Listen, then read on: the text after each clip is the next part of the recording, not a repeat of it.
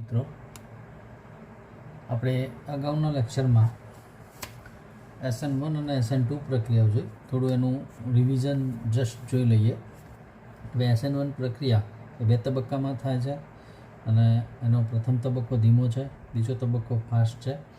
SN1 પ્રક્રિયાના પ્રથમ તબક્કામાં આપણને કાર્બોનિયમ આયન મળે છે અને એ કાર્બોનિયમ આયન સાથે ન્યુક્લિયોફિલિક જોડાય એટલે સંક્રાંતિ અવસ્થા T2 પ્રમાણે આપણને એમાંથી નિપજ મળે છે. એટલે કે પ્રક્રિયાનો વેગ એ સબસ્ટ્રેટની સાંદ્રતા પર આધારિત હોય છે. બીજું આપણે એમાં જોયું કે ભાઈ SN2 પ્રક્રિયા, તો SN2 પ્રક્રિયાની અંદર એ પ્રક્રિયા એક તબક્કામાં થાય છે અને એ તબક્કો એ વેગ નિયંત્રિત તબક્કો છે. એમાં લિવિંગ ગ્રુપ દૂર થશે અને NU એની સાથે જોડાશે અને પ્રક્રિયા વેગ એ સબસ્ટ્રેટની સાંદ્રતા અને કેન્દ્રાનુરાગી પ્રક્રિયકની સાંદ્રતા પર આધારિત હોય છે. આજે આપણે આગળ જોઈએ તો સેમ ટુ સેમ એમાં એ જ પ્રમાણે આવશે કે ભાઈ લગભગ વસ્તુઓ રિપીટ થશે આપણને કે ભાઈ SN1 અને SN2 નું અવકાશ રસાયણ.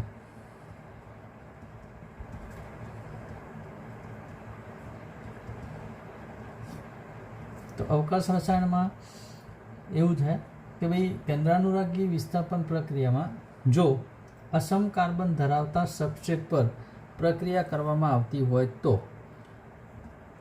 અસમ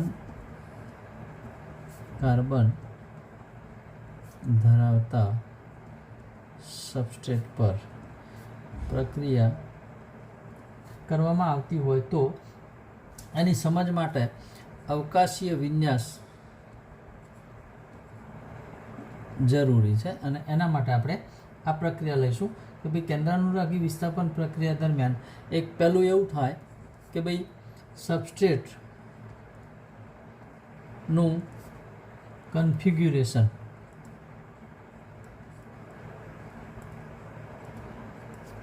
એ વ્યસ્તરૂપ થાય અથવા બીજું કે ભાઈ એનું કન્ફિગ્યુરેશન તેનું તે જ રહે, બરાબર, એટલે એમાં કોઈ ફેરફાર ન થાય અથવા રાસાયણિક મિશ્રણ મળે. જે આપણે SN1 પ્રક્રિયાની અંદર જોયું કે આપણને એનું નિપજ જે છે એ રાસાયણિક મિશ્રણ સ્વરૂપે મળે છે. આપણે પહેલું જોઈએ કે ભાઈ SN1નું અવકાશ રસાયણ. તો ભાઈ SN1નું અવકાશ રસાયણમાં આપણે તૃતીયક આલ્કાઇલ હેલાઇડ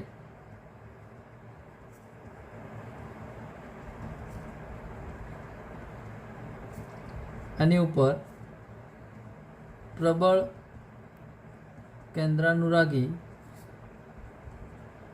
પ્રક્રિયકનું આક્રમણ એ SN1 પ્રક્રિયા છે.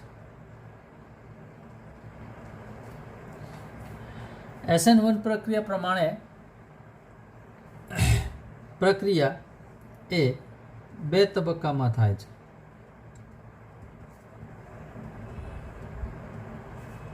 બરાબર, એના પ્રથમ તબક્કામાં સબસ્ટ્રેટમાંથી લિવિંગ ગ્રુપ એટલે કે L આપણે જે લઈએ છીએ એ લિવિંગ સમૂહ એ દૂર થાય છે અને કાર્બોનિયમ આયન મળે. આ જે પ્રક્રિયા છે એ પ્રક્રિયા એ ધીમી પ્રક્રિયા છે, બરાબર, અને એટલા માટે એ પ્રક્રિયા એ વેગ નિર્ણાયક છે. આ તબક્કો એ વેગ નિર્ણાયક તબક્કો છે. એના બીજા તબક્કાની અંદર આ જે કાર્બોનિયમ આયન છે એ કાર્બોનિયમ આયન સાથે કેન્દ્રાનુરાગી પ્રક્રિયક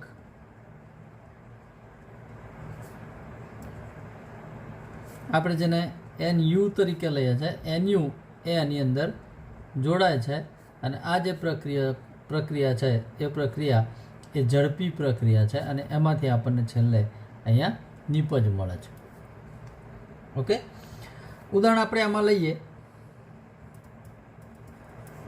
કે ભાઈ ફિનાઇલ ઇથાઇલ ક્લોરાઇડ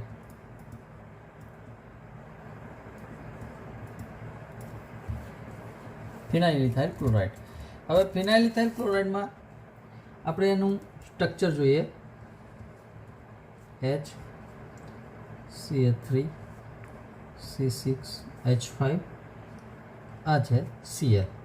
હવે જ્યારે આપણે પહેલી પ્રક્રિયામાં કરશું એટલે અહીંયાથી આપણને માઇનસ Cl એ અહીંયાથી દૂર થશે એટલે આપણને અહીંયા જે મધ્યસ્થી મળશે એ આ પ્રમાણે મળશે Cl3 અને C6H5.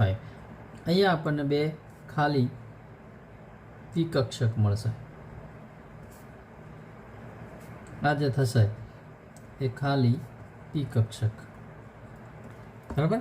આ કાર્બનનું જે સંકરણ છે એ કાર્બનનું સંકરણ થશે sp2 સંકરણ. બરાબર. અને આપણને જે મળશે એ મળશે અહીંયા આપણને કાર્બોનિયમ આયન. એટલે આ જે આપણને મળશે એ મળશે કાર્બોનિયમ આયન. હવે આનો આકાર જે છે એ આકાર સમતલીય છે. હવે એમાંથી આગળ કે ભાઈ જ્યારે એમાં ન્યુક્લિયોફિલિક સમૂહ આપણે ધારો કે OH લઈએ તો OH જોડાશે તો આ સમતલીય આકાર હોવાના કારણે OH સમૂહ એ આની ઉપરથી અથવા તો નીચે બે રીતે જોડાઈ શકે. એટલે આપણને નિપજ અહીંયા આવી રીતે મળે. કાર્બન હાઇડ્રોજન HO એટલે OH અહીંયાથી જોડાય તો CH3 અને C6H5 એક નિપજ આપણને આ મળશે. પ્લસ અહીંયા બીજી આપણને નિપજ મળશે કાર્બન હાઇડ્રોજન OH અહીંયા જોડાશે CH3 અને C6H5 એટલે કે અહીંયા આપણને રેસેમિક મિશ્રણ મળશે. ઓકે. હવે એમાં એનું ક્રિયા રહસ્ય અથવા તો અવકાશ રસાયણ શું છે એ સમજીએ. તો કે ભાઈ પ્રક્રિયાના જે શરૂઆતનો તબક્કો છે એ શરૂઆતના તબક્કામાં CCl બંધ CCl જે બંધ છે એ બંધ તૂટે છે અને બંધનું ધ્રુવીભવન થતાં સબસ્ટ્રેટના sp3 કાર્બનનું જે ત્રણ સમૂહ છે H CH3 અને C6H5 આ કે જે પિરામિડ જેવી રચના ધરાવે છે.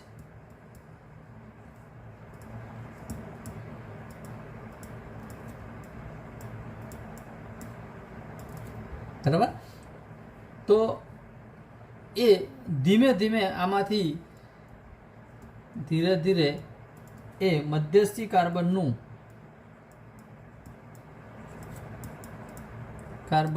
સંકરણ આપણે ઉપર જોઈએ પ્રમાણે કે ભાઈ એનું સંકરણ એ sp2માં ફેરવાય છે અને એનો જે આકાર છે એ આકાર કેવો બને છે? સમતલીય બને છે. એટલે સમતલીય ભૌમિતિક રચના ધરાવે છે. એટલે અહીંયા sp3 હતું એ sp3માંથી એની રચના થઈ sp2 અને આકાર જે પિરામિડ જેવો હતો એ આકાર એમાંથી બન્યો સમતલીય. એટલે આની જ્યારે એક ખાલી કક્ષક રેલી છે એ ખાલી પી કક્ષક સાથે બંને બાજુએથી OH માઇનસ એટલે કે કેન્દ્રાનુરાગી પ્રક્રિયક એ આમાં હુમલો કરી અથવા તો એની સાથે પ્રક્રિયા કરી અને આપણને એમાંથી રાસાયણિક મિશ્રણ આપે છે. બરાબર. ફરીથી જોઈ લો થોડું કે ભાઈ શરૂઆતનો ભાગ જે છે એ SN1 પ્રક્રિયા મુજબ જ છે. પાછળનું જે સમજવાનું છે એ આપણું છે એનું અવકાશ રસાયણ. તો આપણે શરૂઆતમાં જોયું કે ભાઈ બે તબક્કામાં પ્રક્રિયા થાય. પહેલા તબક્કામાં લિવિંગ ગ્રુપ દૂર થાય અને એના આધારે આપણને કાર્બોનિયમ આયન મળે અને એ પ્રક્રિયા એ ધીમી છે અને એટલા માટે પ્રક્રિયા એ વેગ નિર્ણાયક તબક્કો છે.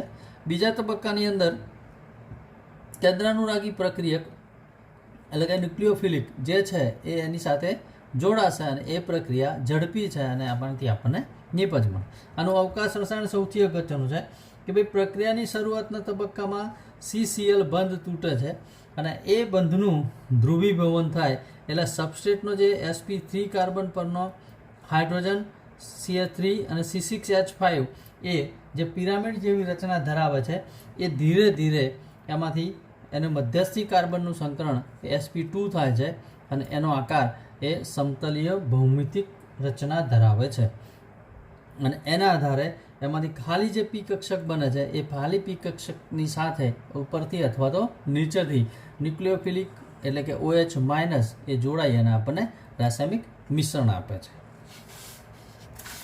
બીજી પ્રક્રિયા જોઈએ તો ભાઈ SN2 નું અવકાશ રસાયણ. તો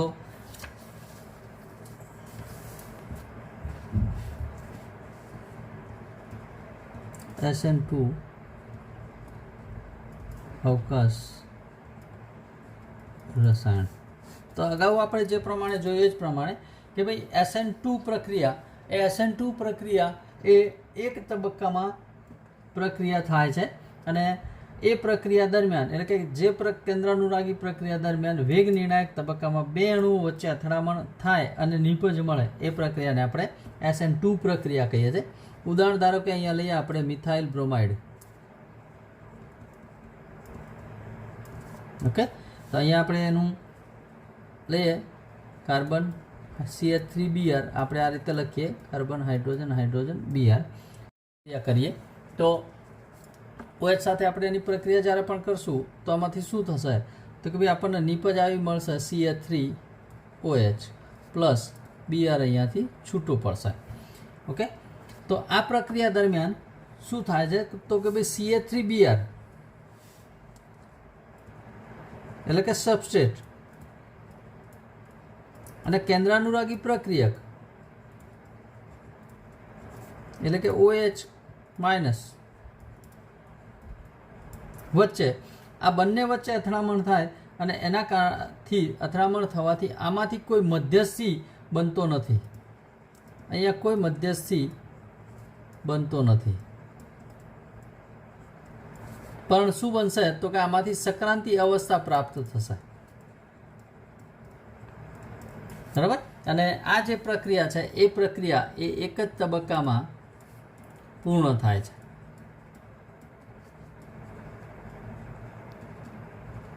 અને એના કારણે અહીંયા એવું છે કે ભાઈ જૂના બંધનું તૂટવું અને નવા બંધનું બનવું એ બંને પ્રક્રિયા એક સાથે થાય છે. એટલે કે CBr આ જૂનો જે બંધ છે અહીંયા આપણે જોયું CBr એ બંધનું તૂટવું અને નવો બંધ એટલે કે COH એ બંધનું બનવું એ બંને એક સાથે એક જ તબક્કામાં થાય છે.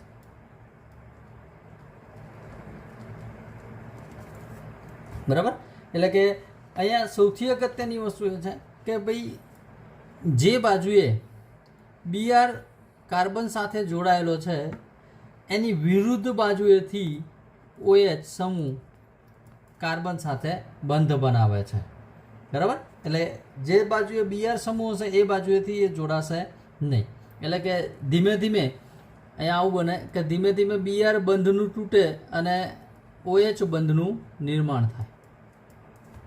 આ પોઝિશન અહીંયા આવે એટલે આ પ્રમાણે અહીંયા બંધ બનશે અને એની સાથે સાથે મિથાઇલ સમૂહના જે હાઇડ્રોજન છે એ હાઇડ્રોજન પરમાણુ અને કાર્બન પરમાણુ એ એક જ સમતલની અંદર આવે છે અને એ સક્રાંતિ અવસ્થા આપણને પ્રાપ્ત થાય છે. અહીંયા આપણે પ્રક્રિયા જોઈએ કે કાર્બન હાઇડ્રોજન હાઇડ્રોજન હાઇડ્રોજન અને અહીંયા આપણે લીધો છે Br પ્લસ આપણે OH ન્યુક્લિયોફિલિક એટલે કેન્દ્રાનુરાગી પ્રક્રિયક તરીકે લઈએ.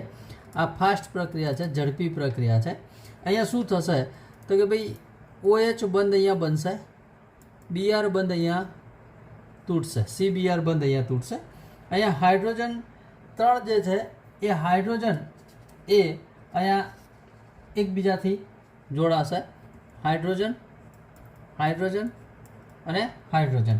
આ રીતે એ સક્રાંતિ અવસ્થા આપણને પ્રાપ્ત થશે. એટલે આ પોઝિટિવ બનતો જશે, આ નેગેટિવ બનતો જશે. અને છેલ્લે અહીંયા CBr બંધ તૂટશે એટલે આપણને COH બંધ મળશે. અહીંયા hydrogen hydrogen hydrogen plus Br minus, આ આપણને નિપજ મળશે. એટલે આ જે નિપજ મળશે એ નિપજને આપણે કહીશું વ્યસ્ત રૂપ નિપજ. SN1 પ્રક્રિયાની જેમ આપણને અહીંયા રેસેમિક મિશ્રણ મળતું નથી, પણ આપણને અહીંયા એની વ્યસ્ત રૂપ નિપજ આપણને અહીંયા પ્રાપ્ત થાય છે. આનું અવકાશ રસાયણ શું છે એ જરા જોઈ લઈએ. હવે આના પરથી સમજી લઈએ કે ભાઈ સક્રાંતિ અવસ્થામાં સબસ્ટ્રેટમાંના કાર્બનનું સંકરણ આ જે છે એ sp3માંથી એ સંકરણ બનશે sp2માં ફેરવાતું જાય છે. અને સક્રાંતિ અવસ્થામાં OH જે છે એ OH માઇનસનો કાર્બન સાથેનો બંધ સંપૂર્ણ સર્જાયેલો હોતો નથી. અહીંયા આપણે જોયું. અને એ જ પ્રમાણે Br સાથેનો બંધ એ સંપૂર્ણપણે તૂટેલો હોતો નથી. આ સક્રાંતિ અવસ્થાની વાત છે. તો સક્રાંતિ અવસ્થામાંથી જ્યારે નિપજ બનશે એ નિપજ બનતા મિથાઇલ જે સમૂહ છે આ મિથાઇલ સમૂહમાંના ત્રણેય હાઇડ્રોજન એ બીજી દિશામાં ઉલટાય છે. એના કરતાં વિરુદ્ધ, જે બાજુએથી OH જોડાશે એના કરતાં વિરુદ્ધ દિશામાં. અને કાર્બનનું સંકરણ એ પાછું આપણને શું મળશે? અહીંયા sp3 બનશે. બરાબર, sp3 બને છે. અને આ અવકાશીય રચના એ સંપૂર્ણપણે એટલે કે વ્યસ્તરૂપ નિપજ આપણને આપે છે. એના આપણે પ્રક્રિયાના સ્વરૂપમાં આપણે જોઈએ તો આપણે આ રીતે લખી શકીએ કે ભાઈ OH આપણે એના ખાલી કક્ષક તરીકે બતાવીએ plus carbon hydrogen hydrogen hydrogen અને અહીંયા Br. તો આજે બનશે એ કાર્બન હાઇડ્રોજન Br અહીંયાથી દૂર થશે, OH અહીંયા ધીમે ધીમે દાખલ થશે. એટલે અહીંયા બે કક્ષકો આમ બનશે. હવે હાઇડ્રોજન અહીંયા એની સાથે જોડાયેલા હશે. એક હાઇડ્રોજન આમ છે, એક હાઇડ્રોજન અહીંયા છે. આ જે આપણને મળશે એ એની સક્રાંતિ અવસ્થા મળશે. અને એમાંથી જ્યારે Br દૂર થશે તો આપણને અહીંયા નિપજ મળશે OH કાર્બન હાઇડ્રોજન હાઇડ્રોજન અને હાઇડ્રોજન. આ જે નિપજ મળશે એ નિપજ આપણને વ્યસ્ત રૂપ નિપજ મળશે. ઓકે, તો આ જે છે એ SN2 પ્રક્રિયાનું અવકાશ રસાયણ છે. SN1 પ્રક્રિયાનું અવકાશ રસાયણ આપણે જોયું આગળ. તો SN1 અને SN2 પ્રક્રિયાનું અવકાશ રસાયણ બહુ અગત્યના આ મુદ્દા છે કે ભાઈ SN1 અને SN2નું અવકાશ રસાયણ પ્રક્રિયા તમને SN1 SN2 નહીં પૂછે તો એનું અવકાશ રસાયણ પૂછેલું હશે. ઓકે, પણ બંનેમાં સેમ વસ્તુ લગભગ આવે છે. અવકાશ રસાયણ જ તમારે સમજવાનું છે. SN1નું અવકાશ રસાયણ તમને થોડું રિપીટ અહીંયા કરી લઈએ. ભાઈ અવકાશ રસાયણમાં શું અડધો મુદ્દો એનો એ જ આવશે કે જે તમે SN1 પ્રક્રિયામાં લખો છો અને SN2માં લખો છો. અવકાશ રસાયણ છે જે છે એ આવું છે કે ભાઈ SN1માં અવકાશ રસાયણમાં શું છે તો કે CCl બંધ જે છે એ શરૂઆતના તબક્કામાં બંધ તૂટે છે અને એનું ધ્રુવીભવન થતાં સબસ્ટ્રેટના sp3 કાર્બન પરના હાઇડ્રોજન CH3 C6H5 એ પિરામિડ જેવી રચના ધરાવે છે. એમાંથી જ્યારે સક્રાંતિ અવસ્થા બનશે ત્યારે ધીરે ધીરે મધ્યસ્થી કાર્બનનું જે સંકરણ છે એ સંકરણ sp2માં ફેરવાતું જશે અને એનો જે આકાર છે એ આકાર એ સમતલીય બનતો જશે. અને છેલ્લે એમાં ન્યુક્લિયોફિલિક OH માઇનસ એની સાથે જોડાશે તો આપણને એમાંથી રાસાયણિક મિશ્રણ બનશે. SN2નું અવકાશ રસાયણ આપણે જોયું કે ભાઈ SN2ના અવકાશ રસાયણમાં પણ સેમ એ જ રીતે કે ભાઈ અહીંયા રાસાયણિક મિશ્રણ મળતું નથી પણ આપણને એની વ્યસ્તરૂપ નિપજ મળે છે કે ભાઈ એમાંથી CBr બંધ તૂટતો જશે અને જોડે જોડે COH બંધ એ બનતો જશે અને આ બંને પ્રક્રિયાઓ એક જ તબક્કામાં થતી આપણને જોવા મળે છે. એટલે એનું અવકાશ રસાયણ પણ એ જ છે કે ભાઈ પ્રક્રિયાના શરૂઆતના તબક્કામાં Cl બંધ તૂટવું અને COH બંધનું બનવું એ જ્યારે એનું ધ્રુવીભવન થાય તો એમાંથી આપણને એ નિપજો મળે છે કે ભાઈ sp3માંથી એનું બંધારણ સંકરણ થશે sp2 અને છેલ્લે પાછું એનું સંકરણ થઈ જશે sp3 માં। હવે આપણે નવી પ્રક્રિયા જોઈએ કે ભાઈ શોર્ટ નોટ પૂછાય છે કે ભાઈ પડોશી સમૂહની અસર।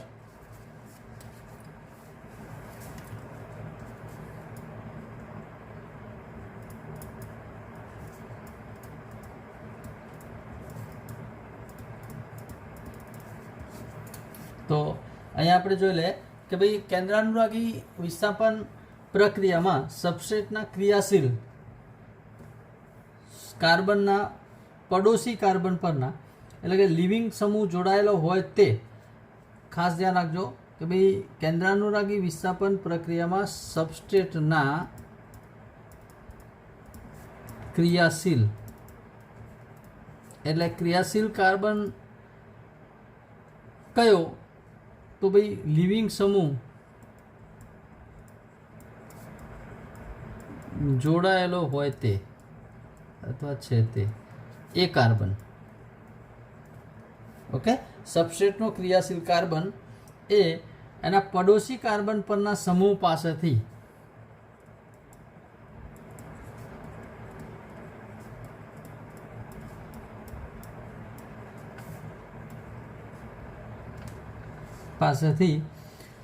મુક્ત ઇલેક્ટ્રોન કે પાઈ ઇલેક્ટ્રોન વાદળ હોય ત્યારે સબસ્ટ્રેટના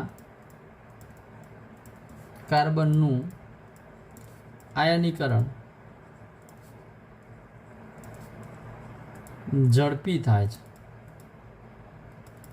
અને એવા જે સમૂહો છે એ સમૂહો છે OH minus O minus OR minus વગેરે।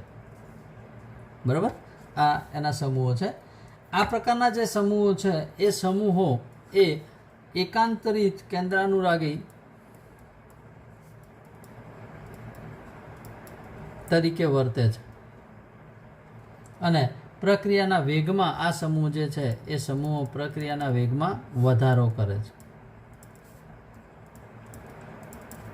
ઓકે, અને તેની હાજરીને લીધે એમાં વચગાળાની પદાર્થની સ્થિરતા જે છે એ સ્થિરતામાં વધારો થતો જોવા મળે છે। ઉદાહરણ તરીકે આપણે લઈએ અહીંયા તો જે સબસ્ટ્રેટ છે એ સબસ્ટ્રેટમાં આપણે અહીંયા જોઈએ કે ભાઈ ઉદાહરણ લઈએ આપણે અહીંયા OH CrH બે C છે એટલે આપણે C1 અને C2 કરી દઈએ। અહીંયા લિવિંગ ગ્રુપ લઈએ, અહીંયા H લઈએ, અહીંયા તો R1 અને R2 આવું આપણે કોઈ એક ઉદાહરણ લઈએ પ્લસ ન્યુક્લિયોફિલિક લઈએ આપણે NU। તો આમાંથી શું થશે તો કે ભાઈ અહીંયા લિવિંગ ગ્રુપ એટલે L જે છે સબસ્ટ્રેટમાંનો L એટલે આ L જે છે એ L એ પડોશી સમૂહના મુક્ત ઇલેક્ટ્રોનના ઉપયોગથી ચક્રીય કાર્બોનિયમ આયન બનાવશે। એટલે અહીંયાથી લિવિંગ ગ્રુપ દૂર થાય એટલે આપણને અહીંયા આવું મળશે C1, અહીંયા R1 અને IH। એ જ રીતે આપણે અહીંયા લઈએ C2, આ જે હાઇડ્રોજન છે આપણે અહીંયા લખીએ H અને આ જે છે એ R2। હવે અહીંયાથી લિવિંગ ગ્રુપ થશે દૂર થશે એટલે અહીંયા વેકેન્સી પડશે એટલે બંને C1 અને C2 એ ભાગીદારી કરી અને અહીંયા OH પોઝિટિવ બનશે। બરાબર, આ આપણને મધ્યસ્થી ચક્રીય સંયોજન મળશે। આ ચક્રીય સંયોજન આપણને રચના મળે છે। હવે પ્લસ અહીંયા લિવિંગ ગ્રુપ દૂર થાય છે L। હવે આમાંથી ન્યુક્લિયોફિલિક આની સાથે આપણે જોડાશે, દાખલ થશે આની અંદર। તો બે શક્યતાઓ રહે, કાં તો આ બંધ તૂટે C1 અને OH નો અથવા તો C2 અને OH નો બંધ તૂટશે તો એ પ્રમાણે NU એ એમાં દાખલ થશે। માનો કે CH R1 અહીંયાથી બંધ તૂટે છે તો ન્યુક્લિયોફિલિક અહીંયા દાખલ થશે એટલે C1 C2 IH અહીંયા થશે OH અને આ થશે R2 પ્લસ આપણને બીજી નિપજ મળશે C1 H R1 અહીંયા C1 C2 અને OH નો બંધ તૂટશે તો અહીંયા નિપજ મળશે, ધારો કે અહીંયા OH રહેશે C2 IH અહીંયા NU આવશે અને આ થશે R2। આ બે નિપજ મળશે, બંને નિપજોનું પ્રમાણ સરખું છે એટલે માનો કે 50% આ હોય તો 50% આ નિપજ મળશે। ઓકે, એટલે આ વસ્તુ અહીંયા શક્ય બનશે કે ભાઈ ઇલેક્ટ્રોન આપી શકે તેવા સમૂહ અથવા તો પરમાણુઓ એ સબસ્ટ્રેટના ક્રિયાશીલ કાર્બનથી 3, 5 કે 6 કાર્બન સુધીની શૃંખલામાં હોય તો પણ તેઓ આ પ્રકારે આંતરિક કેન્દ્રાનુરાગી પ્રક્રિયક તરીકે વર્તે છે અને એના કારણે આપણને આવી વિસ્થાપિત નિપજો મળી શકે. તો 3 કાર્બન ચક્રીય સંયોજનો એ અનુકૂળતાથી બનતા હોય છે અને એનો વેગ એ 5 અને 6 કાર્બનની સરખામણીમાં વધારે હોય છે. 3 કાર્બન કરતાં 3 કાર્બનનો પ્રક્રિયાનો જે વેગ છે એ 5 અને 6 કરતાં વધારે હશે. 4 કાર્બન જેનું વલય છે એ વલયમાં વધુ વલય વિકાર હોવાના કારણે એ પ્રક્રિયાઓ ભાગ્યે શક્ય બને છે, એટલે આપણે અહીંયા 4 સ્થાનને લીધું નથી. અને વધુ પ્રમાણમાં વિસ્થાપિત નિપજ મળે છે, એના કારણે એમાં સરળ શૃંખલા સબસ્ટ્રેટની સરખામણીમાં અવકાશીય ભીડ ઓછી જોવા મળે છે. પાઈ ઇલેક્ટ્રોનની ભાગીદારી જે વાદળ સમૂહની ભાગીદારી છે એના કારણે પ્રવેગિત થઈ અને કેન્દ્રાનુરાગી વિસ્થાપન પ્રક્રિયામાં મોટા ભાગે આંતરિક ફેરફારો ધરાવતા આપણને જોવા મળે છે. આ જ વસ્તુને આપણે અલગ રીતે દર્શાવવી હોય તો પણ આપણે અહીંયા આ રીતે પણ દર્શાવી શકીએ કે ભાઈ કાર્બન, હાઇડ્રોજન, બ્રોમિન, અહીંયા હાઇડ્રોજન, અહીંયા આપણે કાર્બન લઈએ, OH, હાઇડ્રોજન, અહીંયા લઈએ CH3. ઓકે, આ બીજું એક ઉદાહરણ છે. આપણે Br અહીંયાથી દૂર થશે તો શું બને? આ જે કાર્બન છે એ હાઇડ્રોજન, હાઇડ્રોજન, આ બે હાઇડ્રોજન કાર્બન પરના. અહીંયા જે બીજો કાર્બન જોડાયેલો છે એ કાર્બન પરનો આ H અને આ કાર્બન પરનો CH3. એટલે OH જે છે એ OH આ બે કાર્બન સાથે અહીંયા ભાગીદારી કરશે. આપણે આ રીતે એને દર્શાવીએ છીએ, બરાબર. આ આપણી મળશે સંક્રાંતિ અવસ્થા, એટલે કે આ જે મળ્યું હતું એ જ ચક્રીય સંયોજન. અને એના આધારે આપણે અહીંયા બીજી નિપજ દર્શાવી શકીએ. એમાંથી કઈ કઈ નિપજો મળે તો કે ભાઈ H અને અહીંયા ન્યુક્લિયોફિલિક જોડાઈ શકે તો પછી અહીંયા OH રહેશે કે ભાઈ H, CH3 છે અને અહીંયા હશે એ OH હશે, પ્લસ કાર્બન, હાઇડ્રોજન, હાઇડ્રોજન અને અહીંયા હશે OH. તો બીજામાં અહીંયા હશે ન્યુક્લિયોફિલિક NuH અને અહીંયા હશે CH3, એટલે 2. પણ આમાં પણ 50% નિપજ મળશે અને અહીંયા પણ આની 50% નિપજ મળશે.